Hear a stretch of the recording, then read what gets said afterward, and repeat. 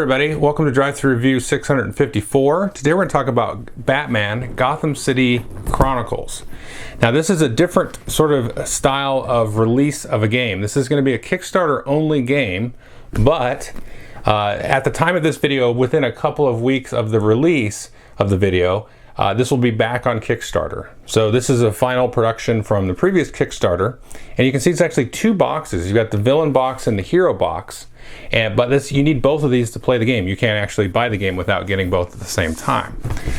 So the style of game is a lot like a Descent or Imperial Assault or Conan from the same publisher, released a couple of years ago. One player is controlling a bunch of villain characters, and then one or more other players are controlling hero characters. In this case, they're all, of course, Batman heroes and villains. So let's take a jump into how the game actually works. If you're familiar with Conan, then this will be right up your alley there, but then I'll come back and tell you what I think about it. Okay, so there's a lot to cover here. Let me go over some of the primary components in the game. Here you can see one of the main game boards. There's actually two double-sided boards that the game comes with. And here you can see kind of a close-up. These are very well illustrated. You can see the areas are divided up into spaces by these different colored lines. Here's the white lines, and you can see there's a little orange line here, which goes into this very three-dimensional looking representation of kind of an abandoned subway car.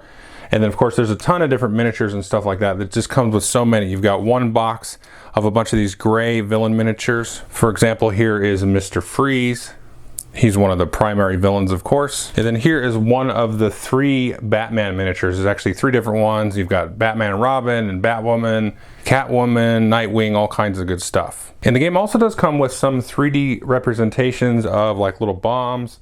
There's also here, for example, like a little computer terminal, so you can kind of spruce up your board there with that stuff. A couple other things to note about the board: you've got the character limit here, so you can have 8 size 1 characters in that particular area. These little terrain markers will cost you extra movement points to move through. You can see you're going to draw a line of sight between these dots, so no matter where your character is positioned, it doesn't really matter. You can see there's actually a letter A here, and that means that you can actually have line of sight to different levels. So if we zoom over here, it's a little bit glared out there, but if we zoom in really tight there, you can see there's an A here. And that means even though this is technically almost like a wall type of bit of terrain there, you do have line of sight there because they both have A. So it's very easily able to discern, what your line of sight is for the whole board, even though there are multiple levels of terrain and stuff. It's pretty easy. Then also in the back of the missions book, if it is unclear, they have little maps here of the 4 different boards in case you're confused. Can I move here? Do I have to actually spend a movement point to actually climb up this, or can I just move it normally? This will give you a good guide to that. But let's talk about the rules. So the game comes with 2 rule books. Here you have the missions booklet, which I just showed you a bit of, and then we have the main rule book. Now the missions booklet is actually really cool in the way that they do it here. So here is the very first scenario, and it tells you, you can see which board, where to put your different characters, a little bit of explanation of how to actually win the scenario, a little bit about the extra components that's going to go in here, some extra special rules, the various heroes that you can choose. So this one requires 3 heroes, but it gives you a selection that you can choose, some setup information here about how the villain will set up, and you set up energy and stuff. So it's very easy. Once you sort of learn to process this, it's very easy to sort of parse and get through and discern. However, the main rule book is the opposite of that. So sort of a brief spoiler for the end of the rules themselves are really cool. Little spoiler. The rule book itself is not. So let's just go into here. Now thankfully it has a bunch of these sort of flowchart things, but there is just rules all over the place. It'll say go here and do this, and then for the full details of that, turn to page 45. And it's just very much broken up into a lot of all these subpoints, but it's not organized. It's not like what you would expect for being able to easily reference. So thankfully I had played Conan, so I had a basic idea. And there are also player aids on the official site that are very good, and I would say required and should have been in the box. And there's also, I think it's a 10-part video series that shows you how to play, which is excellent. I would definitely recommend anybody go to the Monolith website and watch those videos if you're brand new to this game. And those are very well done, so you can't fault them for that. But the rulebook itself is not super great to learn the game. And like I mentioned, the player aids. There's a couple of player aids that are on the main site. They are full color and will chew through your ink. And that's not something I actually was even going to bother printing out. The main reason you want to do this is because you can see all of these icons right here, and then on this side, and then we've got all the icons here, and then on this side here. And so all the different player characters and villain characters will have some of these because they'll have different special abilities. But all they'll have, which I'll show you in a second, is just that icon. So you're like, what does this mean? It's like, yeah, there's that boot, and then there's that boot, and that boot, and that boot, and then this one has a lightning, this one has like a little jumpy thing there, and this one has something else. So to discern that, and then look at what the character is going to do, you want to be able to reference it without flipping to the back of the rulebook all the time. And the problem with this is this should have been in the game, and or they should have made a more printer-friendly one. Now, thankfully, I have a very nice friend who printed up and laminated these because he's got a very nice printer. And so even if you were to print this in black and white, it's still going to chew a bunch of your ink up. And then so I pre-print out a couple of these, and then a couple of the player aids that kind of go through the player steps. Frankly, this is not quite as necessary once you know how to play the game because the game rules are pretty straightforward. So like I said, the game will have 1 to 3 hero characters. In this case, we've just got Batman out. And there's a couple of things to sort of know about how the game actually works. So you can see Batman here has got the number 11 above this sort of energy marker here. So it's going to have 11 total energy cubes. The scenario will tell you how many to put in your exhausted tray. So based on the scenario, now this is a solo scenario. So Batman actually, I believe, doesn't start with any exhausted in this particular scenario. But let's say it says 2, and so you would put 2 there. And then you have all the different actions that Batman can do on their turn. And what you're typically going to do is take cubes and spend them. So if I'm going to do a melee attack, you can see with the fist, I would spend 2 of those, and I would get 2 of these red dice. Or if I was going to do a ranged attack, maybe I spend 1, and then I would get 1 orange dice. And these all have a max, so I can't just like dump, you know, all my cubes in there and do a whole bunch of that because that's not realistic. But I can do at most 3 here. And then you have these 2 spots here. This is a manipulation and then thought. So any action in the game, this is usually going to be described by the scenario itself. Maybe you're disarming a bomb or something. Then you would spend cubes here to try to do that, to make an attempt.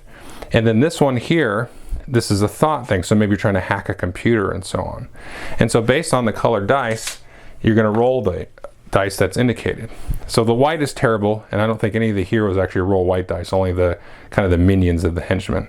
And then you also have a yellow dice, and then you might also have orange and red dice as well. And the red dice are the best, yellow, orange, and then red. And then sometimes you get special abilities that allow you to roll the black dice, which have more successes on them. So as you do your turn and take actions, there's not really a turn order other than either the villain or the heroes will start the game, and then once that side is completely finished, then the other side will go. The scenario will tell you who has the initiative.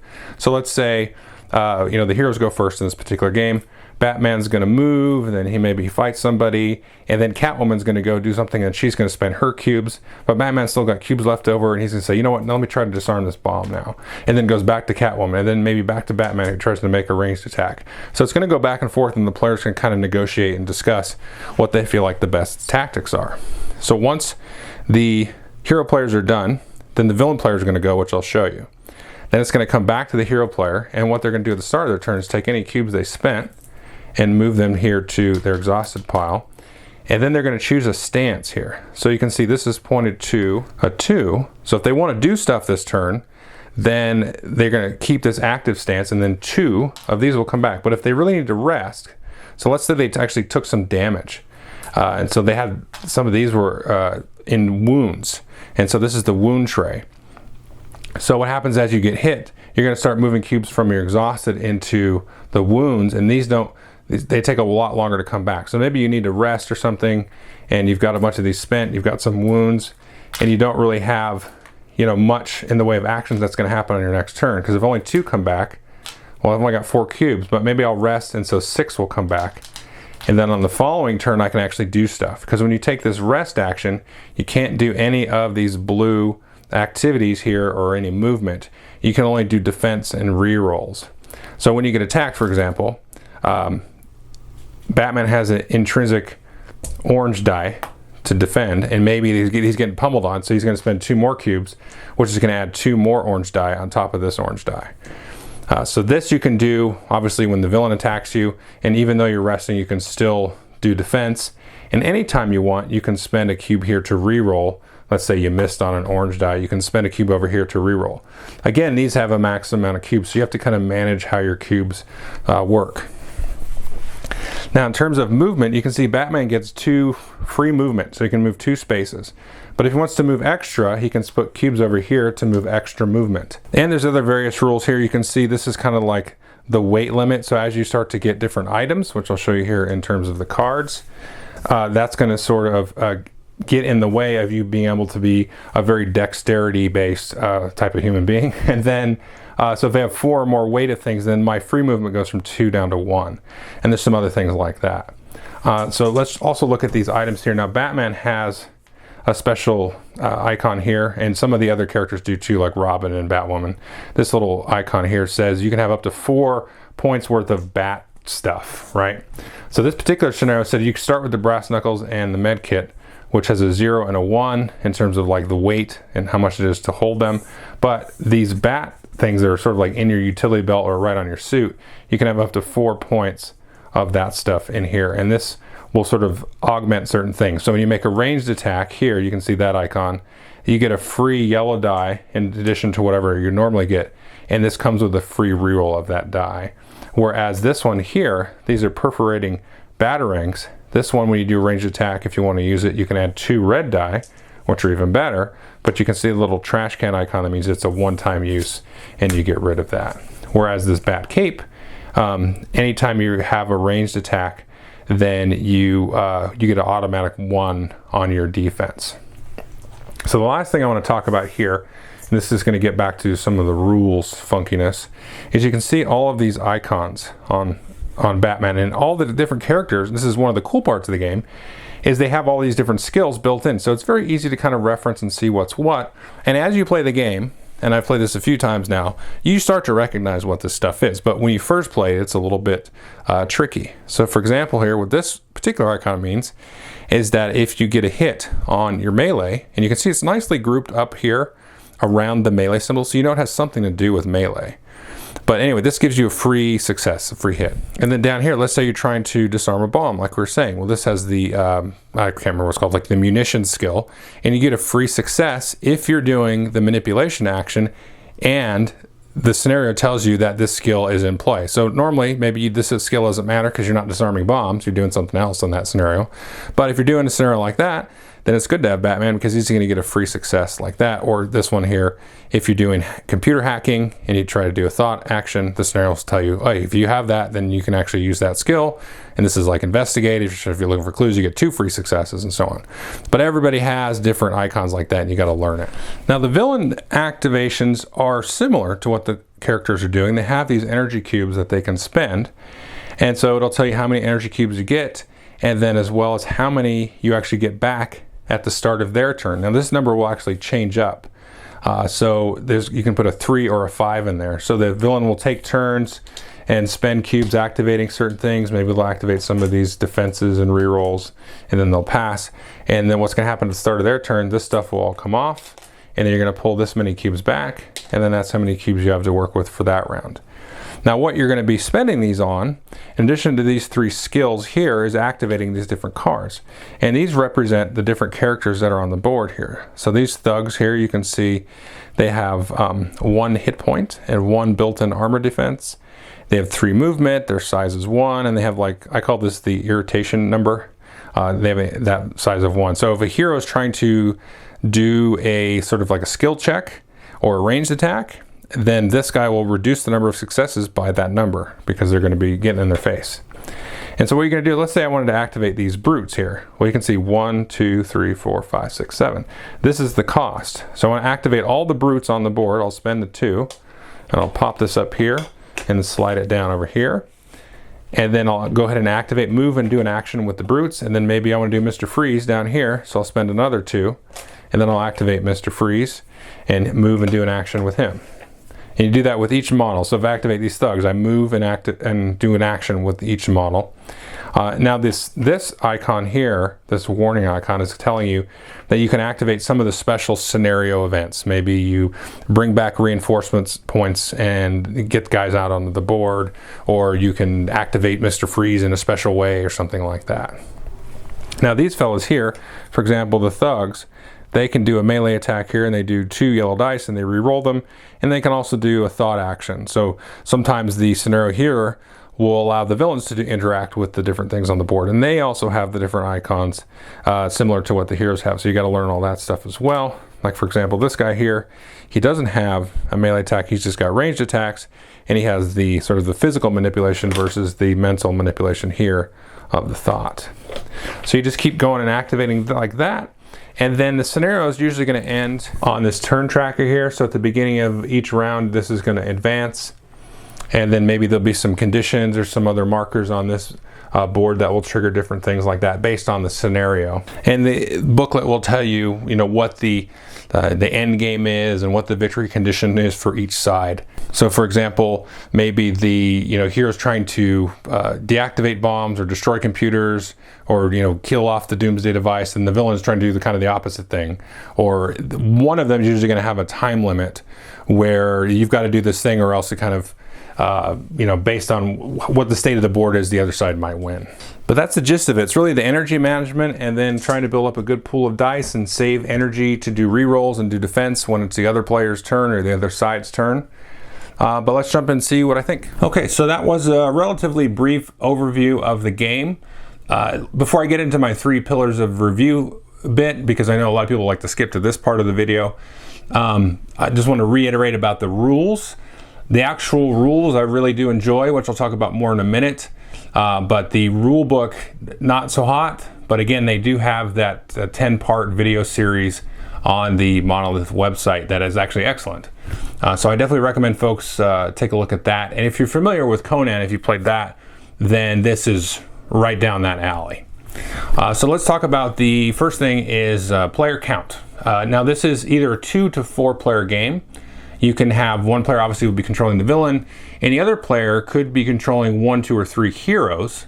And there are some scenarios that are just one hero, which I kind of showed you sort of the remnants of a game I played the other day that just had one versus somebody else. But you can also play 3 other characters and control all 3 of them yourself. That'd be fine. I don't think there'd be a problem with that. I haven't done that yet. But you can also have 3 other people sitting there, each controlling a hero, and they're cooperating and playing against the other player. Now the neat thing is that each of the scenarios, I should say, you can choose. So you can play, let's say you play the first scenario in the book. Well, you can go back and play it again and choose one other hero into each of those different slots. So it'll show you, hero 1 can be one of these 2 or 3 characters. Hero 2 can be one of these 2 or 3 characters. And then hero 3 could be one of these other characters, but maybe it's another character from one of the other slots. So you can kind of mix and match and play around with that. And then each of those characters is going to come with different equipment. So if you choose Batwoman, maybe she comes with like her normal bat gear, which you can choose before the scenario even happens. There's like a pile of those, I'll just call them bat cards, all the utility belt and bat suit stuff. And so several characters kind of have access to that. But then one might get a medikit where the other one gets a crowbar or something. So you can kind of play around with that. So I don't really know what the best player count is. I don't think that really matters. I think I've played it with the full player count of 4 and also with 2, and it's just kind of, you pick a scenario that's kind of fit whatever group you've got right then. Or like I said, you can triple fist all the heroes if you want as a 2-player game, and I think that would work just perfectly fine. The scenarios, they seem to all kind of take about the same amount of time. I've only played 3 different scenarios in here, but I played a couple of them multiple times.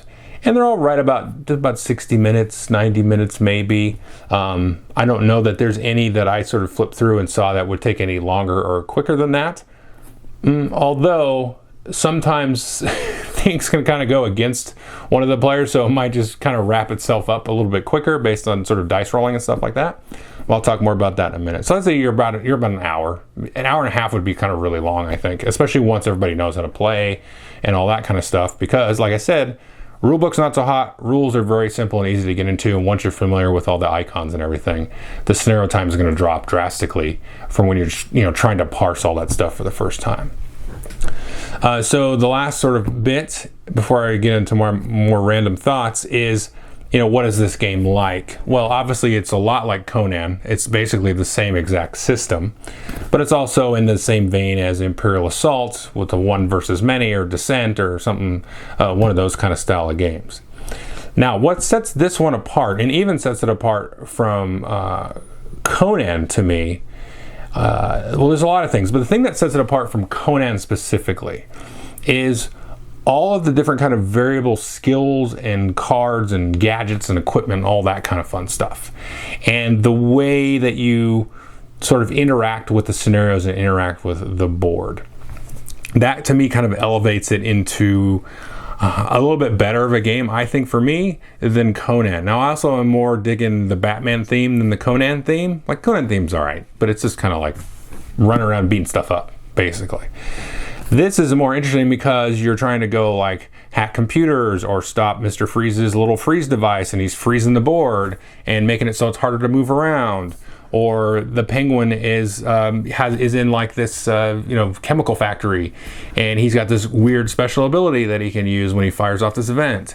And you've got all these different bat gadgets and all these different stuff. And next time you play the scenario, you might go in like more offensively minded with lots of weapons and attack stuff.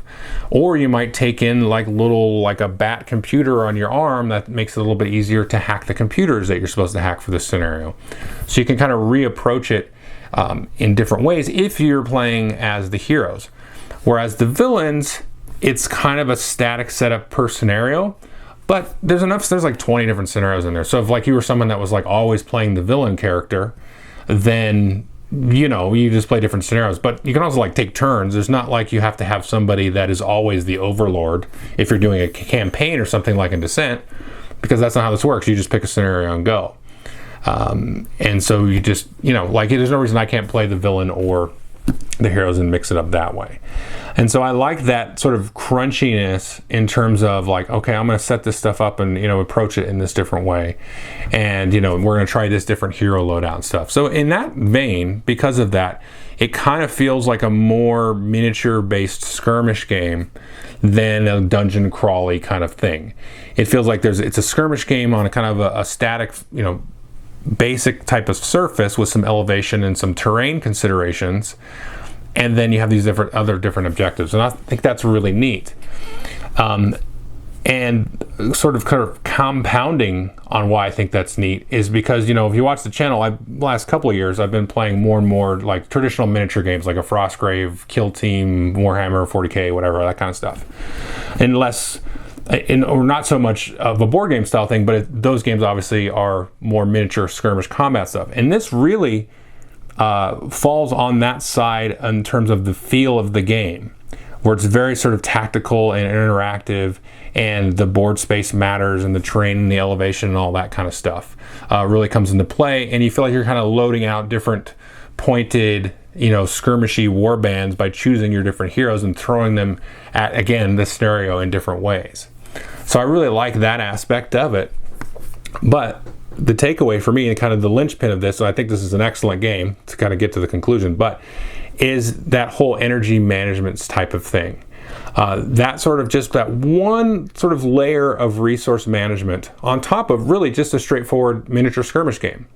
You move guys around, there's terrain, there's dice, you're trying to maybe get a little rerolls and stuff, but none of these other sort of tabletop miniature games, well, to some degree, but a lot of them don't have like that little resource management thing, and definitely not to the extent that this has it, because when you spend your dice to activate the different skills, or if you're the villain player activating the different villains, you still want to hold some of those back, because the villain character, for example, they get like an automatic 1 or 2 defense, which is not usually enough, because the hero is going to pump a bunch of cubes into their dice and roll like 4 or 5 dice or whatever at you, and just have red and black dice coming at you. So you're like, oh well, 1 defense is not going to do a lot, right? So you want to save some cubes there to spend on the little defensive skill to roll an orange dice to boost that defensive up. and also keep some dice around to do rerolls. And the hero players are the same way. They want to keep some dice back for defense and keep some dice back for rerolls. And then in terms of the heroes, taking that kind of turn off to rest is a huge decision, because you can't just go full throttle the whole scenario. Impossible. Not even the first scenario can you do that. So each hero has to kind of figure out when their kind of moment in the sun is going to be. Now, it's going to come up more than once per scenario, but there are going to be times when you have to rest, and kind of rest in a safe spot if you can, so that maybe you have to roll 1 or 2 dice to defend, but then you're going to suck back 5 or 6 cubes and be able to have a really big turn on the next turn. And then meanwhile, you're letting Catwoman go sneak over here and go hack this computer over on this other side where maybe there's not as much people or whatever, or they try to like sort of suck all the attention over to them so you can rest and all that kind of fun stuff. So that sort of resource management and the timing of all of that really kind of puts this in its own kind of plane, and that sort of the linchpin, I think, that marries that sort of board gamey, Euro-y mechanic kind of thing with just a straightforward skirmish game with some cool objectives and thematically based objectives. So that's why I really, really like this game. So, but I'm going to throw some couple of caveats at you. Beyond the rule book, which is not good, there's a couple of things. So the main thing, let's get the dumb thing out of the way first. There's only 4 boards in here. And so there's 2 boards double-sided. And so the scenarios, like I said, there's like 20 scenarios. So there's a lot of scenarios, but the environment that you're going to be in is going to be kind of the same. Like once you play it on a board a couple of times, like I've already been here. I kind of figured out the terrain and the little sneaky pathways and stuff that I can do on this environment. So that's okay. So the only thing is so that's like a cost discussion. So when you get this game, it's going to be about $150 US to get the game, but you get a giant boatload of miniatures. You get 2 boxes just full of miniatures, like 100+ miniatures that come in here, and they're pretty decent. I showed you a couple of them. They're good quality miniatures. You don't have to assemble them or anything like that. So you're getting your money's worth there, and you get a lot of gameplay in here and a lot of cool extra components and everything, and lots of different cards. So there's going to be a ton of gameplay, which really should be the most important part. But once you get up to that price level, I could see an argument that says there's not enough boards for this kind of price. I could see it and hear it and probably internally ignore it for myself because, like I said, you get all this other stuff. But I can see an argument for that. Just know there's only like 4 boards that you could play on, and I know there's expansions and stuff for other things. But so that's maybe that isn't really like a detractor. It just kind of smells like one, but it's not actually a detractor, I don't think. The other thing that I would say is a caveat is, okay, so it has that sort of innovative resource management thing like Conan, and Conan had the same thing, but this I think takes it to the next level because you're spending and have all these cool widgets and special skills you can do. So I think this elevates it to that. So even though that exists, you're still resolving everything with rolling a few d6s that have like some blank sides and some others are better, and you can spend energy to re-roll and stuff. So there is mitigation there and manipulation of those, but I've seen a few times where you roll like bupkis. And so for me, it's not an issue because a lot of people don't like to hear this argument, but you roll a ton of dice through the course of the game, and so it kind of evens out. So we'll see where the villain player, like, nothing's happening. Like, they're not, doing anything, and they feel like they're just going to get crushed by the heroes. But then it's going to flip back at the other side. So just know that if that kind of thing is going to bother you, even though there's some cool resource management, you got all the kind of upgrading of dice and stuff through some of the equipment things, you're still rolling d6s at the end of the day. So if that's something that is like not in your DNA or you got sick of that, that's still here. Like, even though you're mitigating it, like I've seen enough where it has the feel bad moment, and that's really what I'm trying to get at. Whether you think like intellectually it's a problem, I don't care, but it feels bad for people during the game, and that's what's the most important thing. So that's still going to happen. Now, for me, it doesn't bother me enough because I've played enough games of this now that I've seen it kind of even out. And, like I play Warhammer and whatever, so whatever, you roll d6s and your guy was a klutz. Although it's super funny to see Batman be awful. Like, he does not do anything. It was like, I thought this was Batman. He is not. This is who is under the cowl. That is not Batman behaving like this. So just so you know, that's certainly a factor that's going to come into play, at least in some games that you play, where you're just going to be like, that kind of stunk, because I was just rolling terrible, and it just made for a terrible experience. It's still going to happen. On the flip side of that, I've seen a couple of games that are super down to the wire, and this is the good part of dice rolling, right? Where it's coming down, where it's like, if I can hack this last computer on this last turn, this last attempt, then my side will win. And so that's really cool, because that tension will also escalate as well. Like, there'll be some good sort of tactical narrative that happens, like, this guy fumbles it, this guy comes through with a awesome blow that really knocks this guy out, and all this kind of stuff. So that's the drama of it. I've seen that side of it too. So that's pretty much the gist of the game. I definitely would recommend this game, with the caveat that I think, if you're not into the D6 rolling, that's that. You probably wouldn't even be watching this review. But aside from that, which is like the occasional feel bad, all this other stuff, you get all these other components and figures and all the cool little bat gadgets and everything, and the resource management stuff is super awesome. The boards are very well done. I love the art on the boards. I just showed you the one. All the other boards are really cool looking. The miniatures are pretty good. All this stuff, and it feels very Batman. Because you have all these bat gadgets, you have all these different skills. It comes with tons of different heroes, tons of different villains. There's just so many different things that you can do with just this basic set here. You don't really, like, I would say, I know they're running a Kickstarter and they want to sell everything, but I don't think you need any of that extra stuff. I'm going to keep this for sure.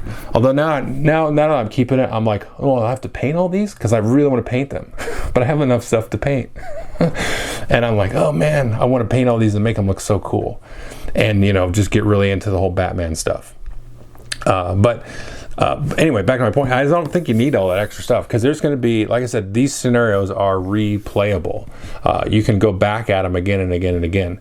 And here's the thing that, like, a lot of people don't talk about sometimes, is once I kind of play this a whole bunch more and then kind of burn out on it, and then in like 6 months, when I come back to it, I'll be totally ready to play that first scenario again, even though I've already played it a few times. So yeah, because you're going to be playing around with those widgets and everything, which I've talked about a million times already. But this is going to be a game that I think that's going to be able to last for you if you get into the dice combat and everything else. This is going to be one that's going to last and stick around. And so this particular sort of setup here is a very good deal, I think. Even though it's on the expensive side for a single board game, the amount and breadth of content that you're getting here, I think, is worth it. So anyway, that's it. You can obviously see I recommend the game. Definitely take a look at it.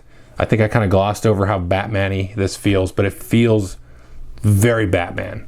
So that's a hard thing to describe, but I think I kind of got close to it. So anyway, get this game, especially if you're a huge Batman fan. Gotta get it. Okay, thank you.